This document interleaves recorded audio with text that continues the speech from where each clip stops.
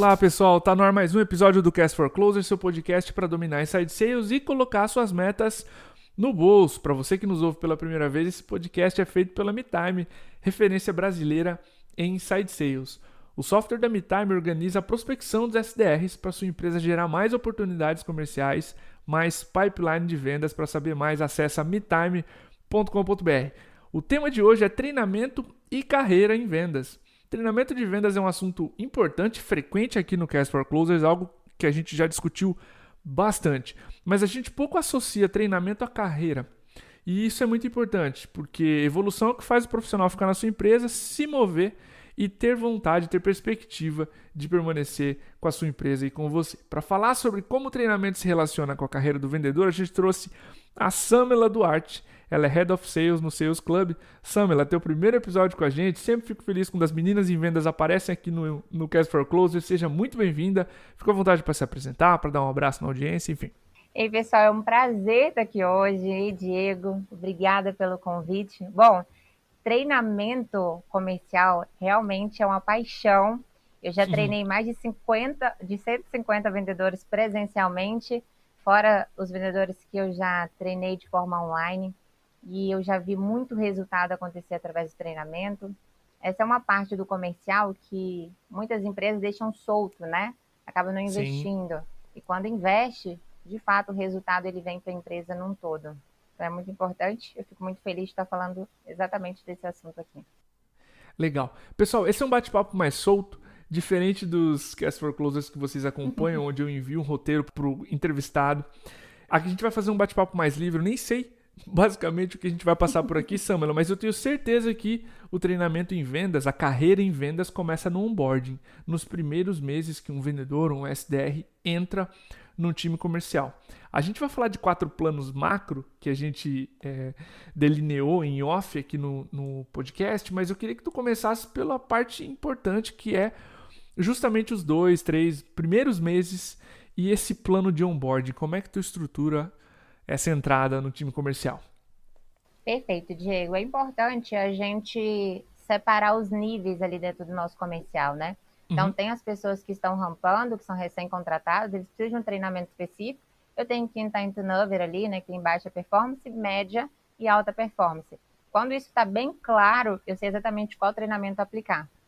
Então, vamos começar lá. Eu tenho uma operação madura hoje? Se eu tenho, eu já sei aquilo que funciona para a minha operação. Aquilo que o vendedor precisa saber para performar. E se eu coloco um vendedor que não está preparado para atender os meus leads, eu estou perdendo dinheiro. Você concorda comigo? Sim.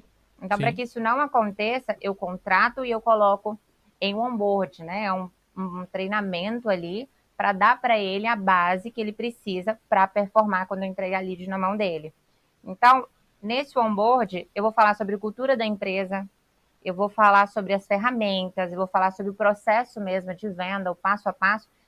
E algo muito importante que eu vou fazer ali no onboard é fazer com que ele conheça quem são os clientes que ele vai falar, com quem que ele vai lidar. É muito importante que ele estude isso, inclusive eu gosto de colocar no onboard conteúdo teórico, mas também conteúdo prático. Então, por exemplo, contato com quem já comprou da gente, contato também com quem não comprou da gente, por que não comprou, para ele saber motivos que outras pessoas perderam venda. Isso traz para ele uma maturidade muito grande, para que quando ele, de fato, se consolide ali no time, né, e entre em contato com os potenciais clientes, ele tenha uma base segura para isso. É um processo bem legal e uma observação muito importante que você precisa medir o seu onboard. Então, assim, por exemplo, vamos supor que o meu onboard ele vai durar 4 semanas. Você tem que ir acompanhando a evolução, porque cada pessoa ela absorve o conteúdo num período diferente. Tem pessoas que vão absorver todo o processo do onboard em 4 semanas, mas tem pessoas que não.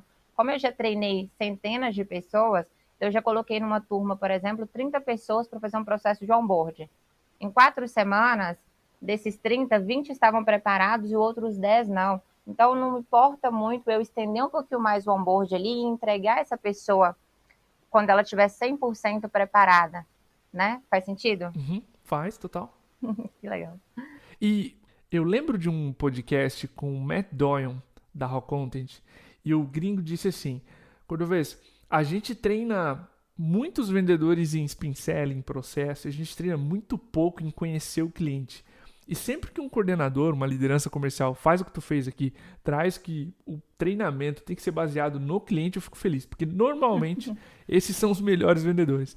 Os que conseguem prestar atenção e reproduzir o que acontece na vida do cliente. Antes a gente dava essa dica assim, teu cliente acordou, botou os pés no chão, foi pro trabalho. O que acontece depois? Agora teu cliente acordou, foi pro cômodo que está o escritório, ligou o computador, o que aconteceu? Dali em diante, se você consegue narrar com propriedade o que está acontecendo com o cliente, você consegue a atenção dele. Normalmente, tudo que você precisa na prospecção, a atenção do cliente. Por 15 segundos, depois isso vai se prorrogando.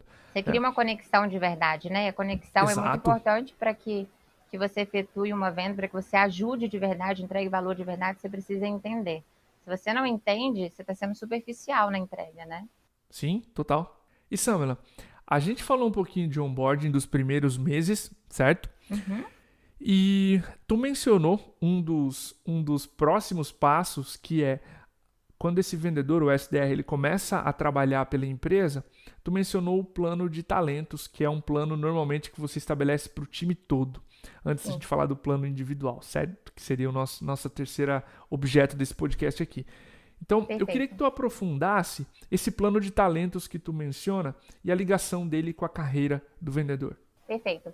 Bom, eu tenho ali o meu vendedor, todos eles reunidos, né, ali, performando. Tem pessoas que vão estar na média, tem pessoas que vão estar na alta performance, tem pessoas que vão estar no turnover também, né, que estão preparados para sair da empresa.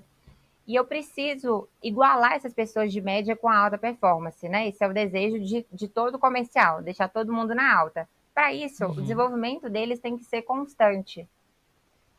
Eu preciso medir, então, os indicadores, eu preciso medir como é que está sendo a qualidade e a quantidade daquilo que está sendo desenvolvido por todos os colaboradores. Quando eu meço, eu consigo ver alguns déficits. Então, eu consigo ver, por exemplo, se a dificuldade está na qualidade, se está no rapport, se está... Onde dentro do funil ali está a dificuldade na negociação, onde é que está perdendo venda, o que está acontecendo de fato, e em cima disso, criar cursos ali dentro, criar treinamentos, né? Eu vou fazer aulas curtas, treinamentos curtos e contínuos para estar sempre desenvolvendo o meu time. O time nunca vai estar 100% igual, né? Eu nunca vou ter um time 100% Perfeito. Na alta performance, por exemplo. Mas eu consigo estar sempre igualando ao máximo, desenvolvendo treinamentos contínuos. E sabe uma coisa muito legal, Diego, é que tem pessoas que falam assim, olha, você precisa fazer treinamento todos os dias. E aí quando você leva isso para um gerente, para um supervisor, ele fala, poxa, não tem assunto para eu fazer isso todo dia. Eu vou perder tempo do meu time fazendo treinamento todo dia. Você tem que avaliar a situação, a sua realidade, a situação do seu time, né? Então, hoje, se são muitos déficits, se você está tendo muitos indicadores ali que precisa desenvolver, você vai ter, lógico, uma rotina mais acirradas de treinamentos. São treinamentos curtos mesmo, né? São treinamentos intensos, porém curtos. Mas se o seu time está tendo menos problemas, você vai ter uma rotina mais espaçada de treinamentos. Agora, uma coisa muito importante é que você tem que medir o efeito desse treinamento, né? Você tem que fazer algo que traga resultado de verdade para o time para que se torne um investimento. A gente fala assim, 4 mais 1 é maior que 5, né? Sim. Acho que essa frase é famosa que todo mundo fala isso. Inclusive, teve alguém aqui no seu podcast que comentou. Um abraço para essa pessoa. Porque, de fato, separa um dia para um treinamento, uma hora que seja, e aí você vai ter muito mais retorno se essa pessoa trouxer resultado, né? Se esse treinamento foi efetivo de verdade. Faz sentido? Total. Samela, tu mencionou qualidade e quantidade na hora que tu mencionou medição. Tu pode dar exemplos, por exemplo, de métricas ou de taxas, enfim, que tu pode associar no plano de desenvolvimento de talentos ali da pessoa? Enfim, exemplos que tu use? Claro, perfeito. Olha, depende muito do produto, depende do teu mercado, né? Tem várias variáveis. Eu vou dar um exemplo, por exemplo, de vendas de cursos com ticket médio de R$ 1.500, por exemplo, que é uma compra mais rápida, né? Legal. Então, ali eu sei que se ele criar uma conexão com o cliente, ele vai ter mais de 2 minutos de contato por ligação. E ele vai conseguir em torno de 100 tentativas de contato por dia e cerca de 60 contatos efetivos de 2 minutos. Vamos, Sim, vamos numa base, tá? É só a nível de exemplo. Se perfeito. ele não está conseguindo o resultado, eu tenho que avaliar. Será que ele está conseguindo essa métrica? Será que ele está conseguindo um rapport, por exemplo, que é ficar mais de 2 minutos com o cliente na ligação? Em média, Uhum, tá? Isso é um número médio. Então, será que ele está conseguindo fazer as 100 tentativas por dia? Por exemplo, para marcar call. Vamos supor que para eu conseguir entregar 60 calls lá para os meus closers, o SDR precisa entrar em contato com 150 pessoas. Exemplo, será que ele está conseguindo entrar em contato com essas 150 para estar marcando as 60 calls que precisa? Então você tem que avaliar algumas situações do teu mercado aí, perfeito. do teu nicho. Você precisa, enquanto gerente, enquanto supervisor, enquanto diretor comercial, saber as métricas, né? E ver se elas estão sendo cumpridas. Total sentido. O jogo de números que a gente brinca, né? Você Isso. mencionou exatamente esse número, 60 a 65% de ligações conectadas. Então não adianta pensar em se eu quero falar com 60 pessoas, eu preciso fazer no mínimo as 100 tentativas diárias. Antes disso, não vai. É probabilisticamente improvável que você consiga. Legal esse ponto de você medir qualitativo com quantitativo. Um ótimo exemplo também de volume para prospecção, para a gente entender o que está acontecendo antes e depois desse agendamento de reunião. Samela, Perfeito. abordamos o onboarding, abordamos o plano de desenvolvimento de talentos. Eu queria ir para o individual, para a pessoa. Tu mencionou, né, de elevar a taxa, de levar os medianos ou os vendedores que estão com uma média performance para alta. Uhum. Como é que tu trata isso individualmente? Como é que tu vê planos de desenvolvimento individual, PDIs, funcionando aliados à carreira em vendas? Bom, isso é uma coisa muito legal. Ó. Você até comentou aí, né? Quem está na média para alta. Uma coisa que acontece normalmente, tá, Diego? É o quê? Um supervisor, um diretor, um gerente ficar muito Uhum. desesperado com quem está na baixa performance e querer investir seu tempo em desenvolvimento individual com esses caras. Sim. E o ideal é que você invista o seu tempo naquela pessoa que dá um passo por você, que tem comprometimento. Né? E quem são esses caras? Os que estão na média ali. Talvez tenha detalhes que você possa resolver com ele de forma personalizada. Isso vai gastar mais tempo seu, enquanto gestor, enquanto supervisor, ou até mesmo o pessoal do seu agente de gestão. Vai gastar mais tempo com esse cara para levar ele para alta performance, mas vale a pena porque ele tem comprometimento e ele está tentando, né? Então, o ideal é que Uhum. você comece aí.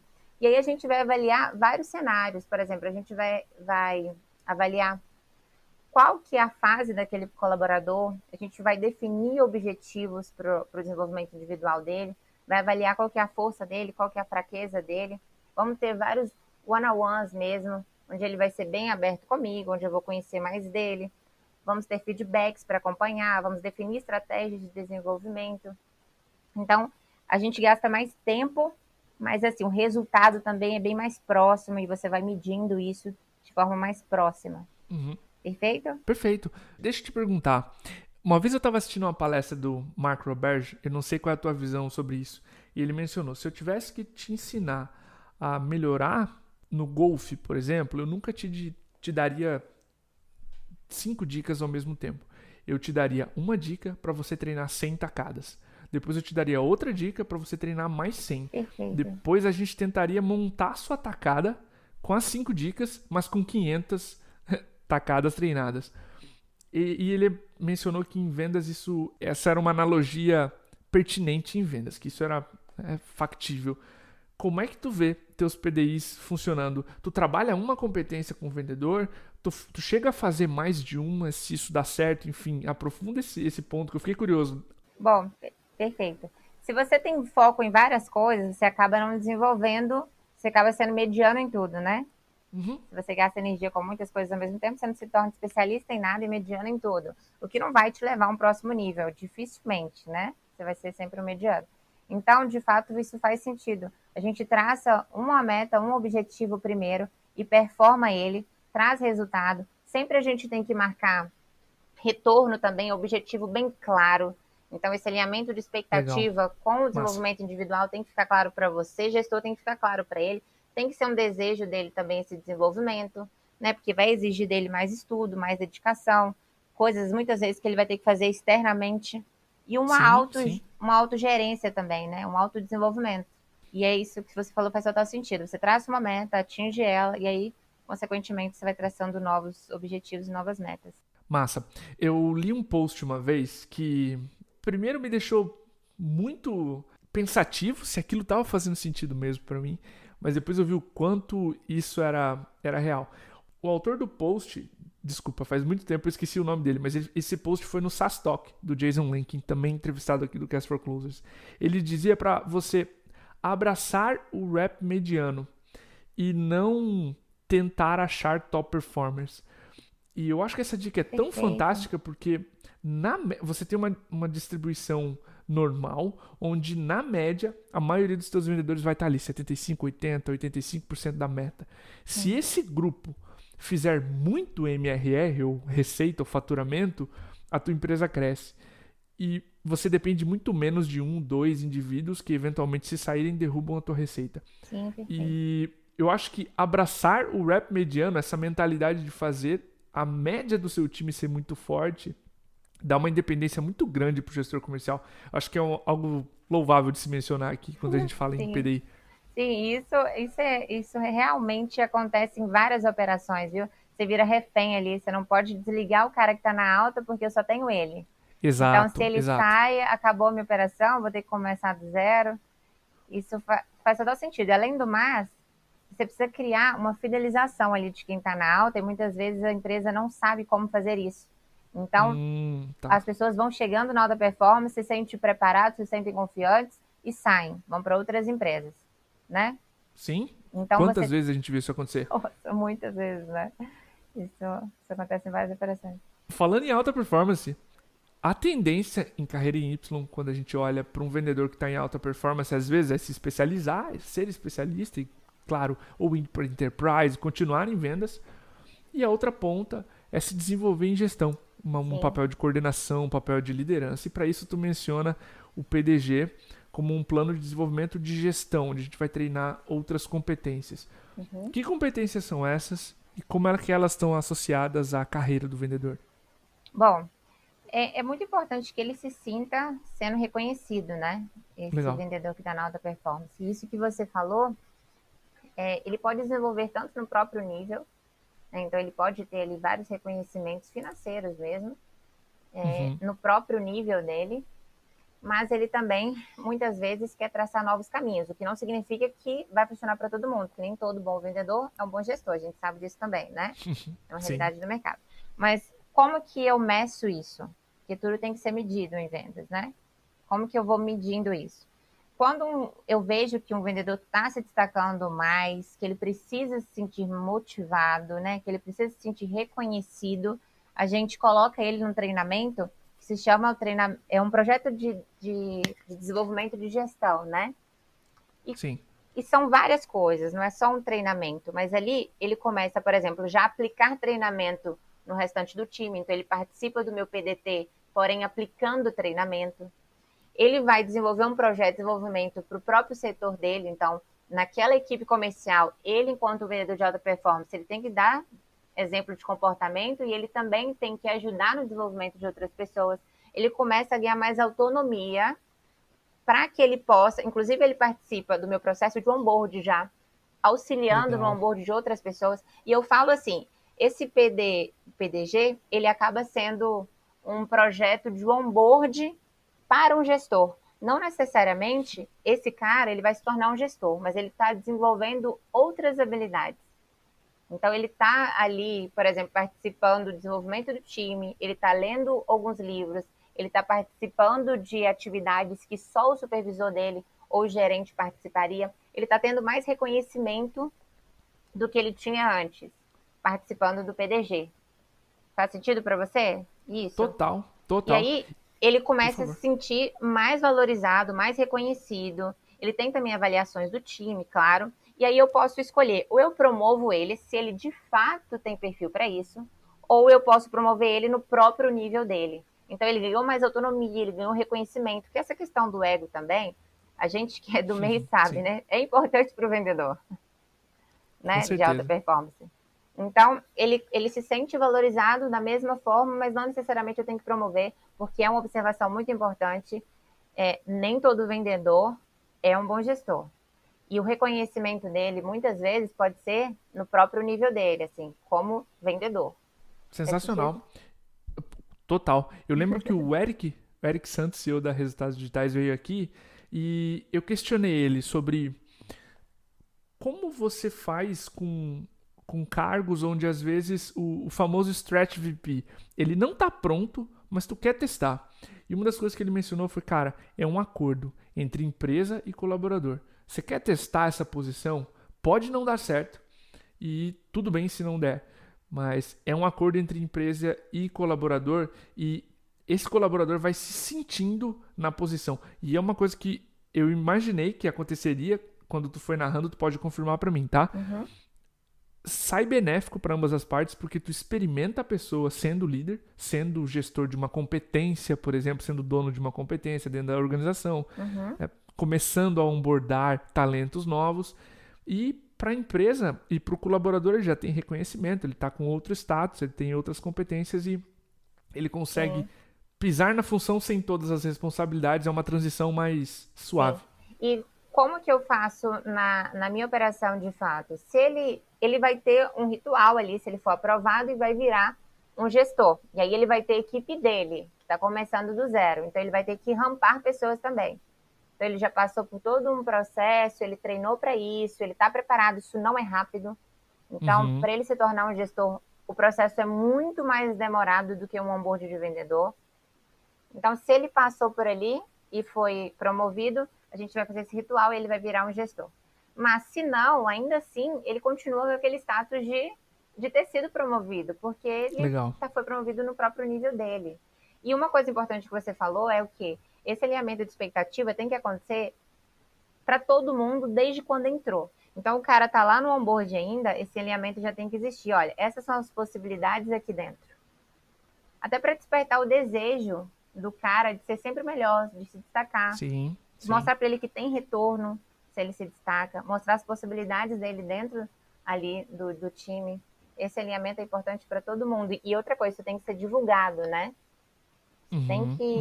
Tem que deixar claro e tem que ser divulgado nas regras, tem que fazer isso ser visto e ser lembrado. Sensacional. Samela, eu adorei o episódio. Fica aqui meu obrigado para ti pela preparação, pelo tempo que tu dedicou ao briefing, a gente estudar a melhor forma de explicar para as pessoas treinamento e carreira em vendas. Eu queria que tu deixasse teu abraço para a audiência e de repente um contato para quem quer conhecer. Você quer saber mais do Sales Club, quer contratar um dos treinamentos de vocês, enfim, fica à vontade aí para encerrar o episódio. A Sales Club é o maior clube de gestão e vendas do Brasil, então eu estou imersa nisso, né? 100%, sou apaixonada. Me sigam lá em @sameladuarte, deixe seus comentários, eu quero saber se vocês gostaram. Quero participar mais vezes, né, Diego? Opa! E eu tenho a agradecer por você estar aqui, estar escutando a gente até o final. Quero te parabenizar também por estar buscando o seu desenvolvimento, para quem está escutando aqui. E isso é o importante para a gente chegar em alto nível. Desde o primeiro momento, tenho 26 anos, hein, Diego? Então, já sou diretora comercial do maior clube de gestão e vendas do Brasil. E eu só consegui estar aqui hoje devido a conhecimento. E isso é muito importante. E eu estou muito feliz de colaborar e aprender com vocês. Legal. Para você que ouviu esse episódio, nosso muito obrigado. Um abraço e até o próximo episódio. Até.